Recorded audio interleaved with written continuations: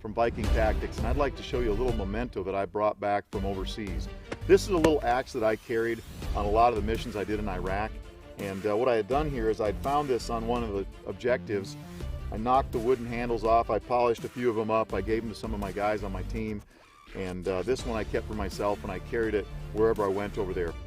The reason I carried it, I thought it'd be a really handy tool. It had a pry bar, a hammer, a blade, a place that you could pull nails here, whatever you might need.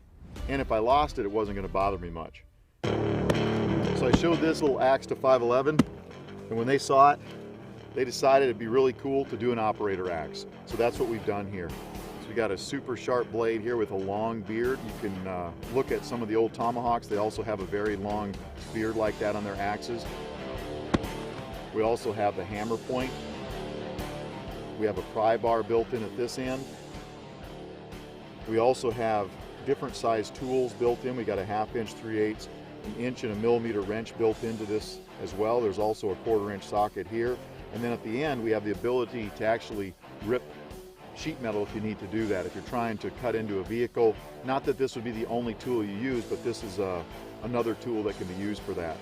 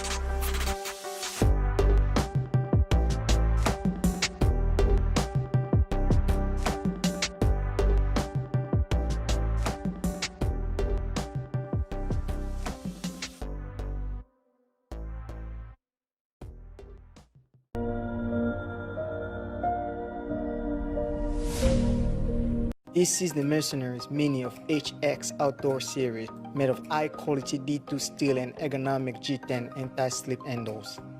With the sheath open, we can see that both its casting process and its exterior design are superb, including its blade material and the material of the handle. Let's take a look and have a deep understanding of it. Whether it's cutting or peeling, it is very smooth. It can also be used to chop, and the back of the blade can even bear the hard beatings of heavy things.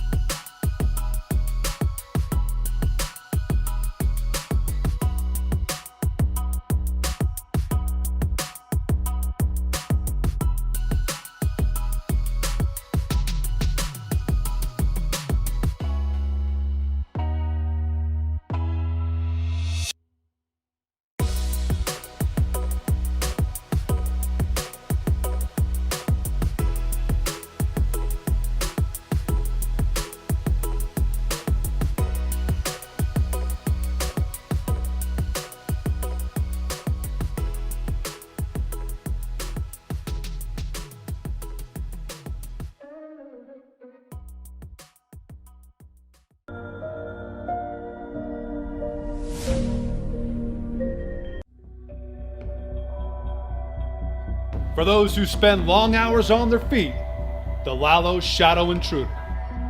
This boot is designed to provide support, comfort, and traction in high-stress situations. Features include a hidden lace pocket and KPU lacing system so your laces stay secure, a full-grain leather upper and Trek Dry lining with ceramic core and bamboo weave for moisture control. KPU grills designed to keep debris out while allowing for breathability, a carbonized rubber toe cap, a DuPont rubber outsole for durability and grip, a compression molded dual zone EVA midsole for comfort while standing and propulsion while moving, a rounded heel and outsole shape for a quiet, stealth approach, and a puncture-resistant composite plate that provides protection and up to 35% more efficiency when on the move. This is the go-to boot for first responders, law enforcement, hikers, hunters, and more.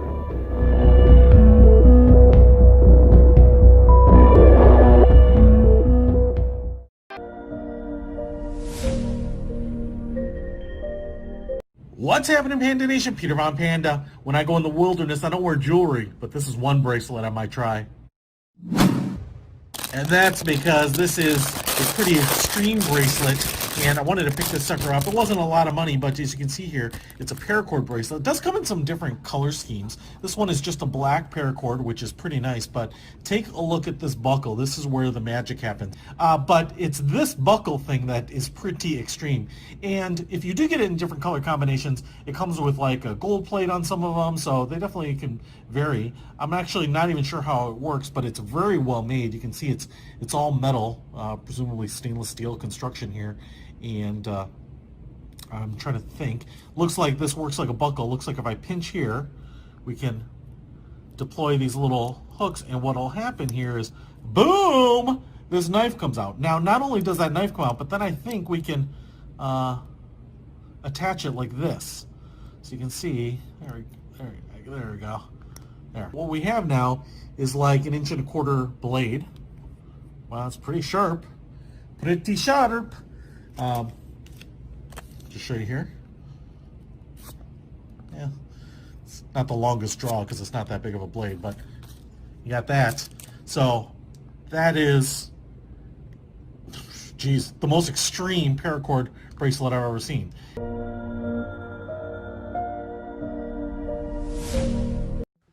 Hi, my name's Josh from Alien Gear Holsters. We're going to go through a demo of the ShapeShift Core Carry Pack.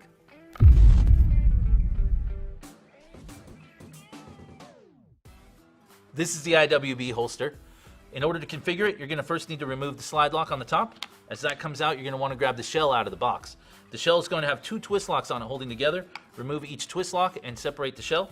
There's open-close signs right on the front, so you just push in the opposite direction.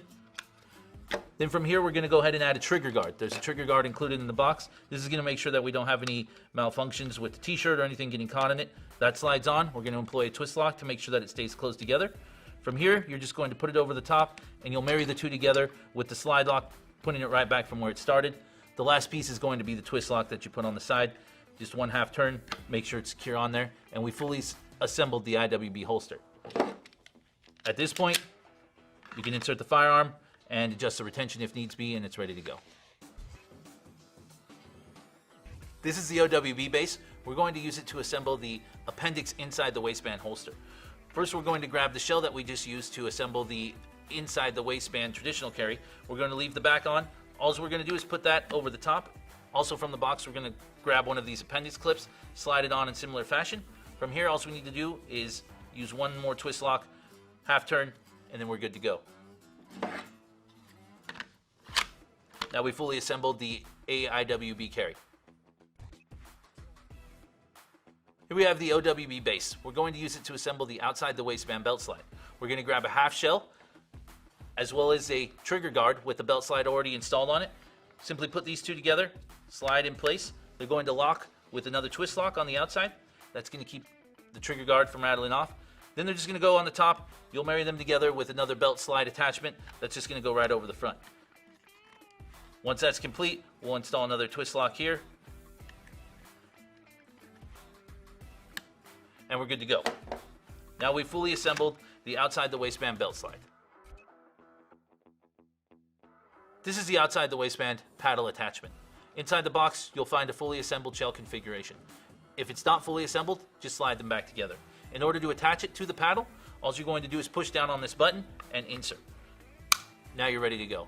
If you're looking to carry it at an angle, since there's 360 degrees of cant or rotation, just put it in at the angle you prefer, lock it in, and you're ready to go. Thank you for partnering with Alien Gear Holsters. Please contact your dealer representative today to get your order placed.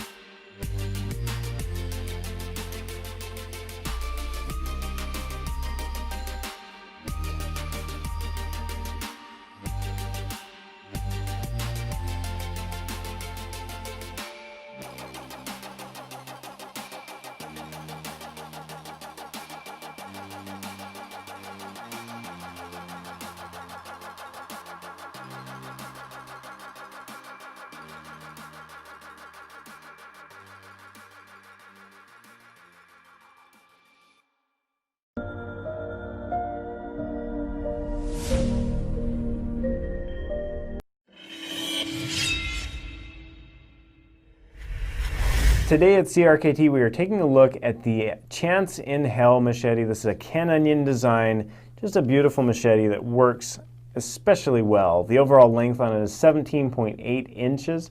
The blade length is right at about 12 inches. It's kind of your traditional machete shape. It's got this rubberized grip on it, an overmold texture that kind of has a football pattern on it. So it grips, feels like a football when you grip it.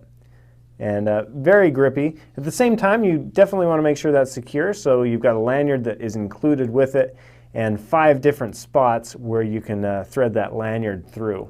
Now notice how that fits in the hand. It's kind of different from a traditional machete. A traditional machete would come straight down in a straight line with the handle. This one's got this slight curve in it. And what that is going to do is when you're using it and you're swinging, you're going to get that much more leverage when you're chopping. The Chance in Hell machete has a nylon sheath that comes with it. This works very nicely. Just slide it in there, and there are 3 snaps, metal snaps here on the nylon. Just push those in, and one for the handle right there, and that works very well. You'll notice on the back side here you've got a belt loop, and you can loop it right through there, carry it on your hip like so, or you can undo this Velcro and slip this out, and then you can drop that like that, and you've kind of got this belt loop that will dangle and move with your body rather than being rigid against your hip.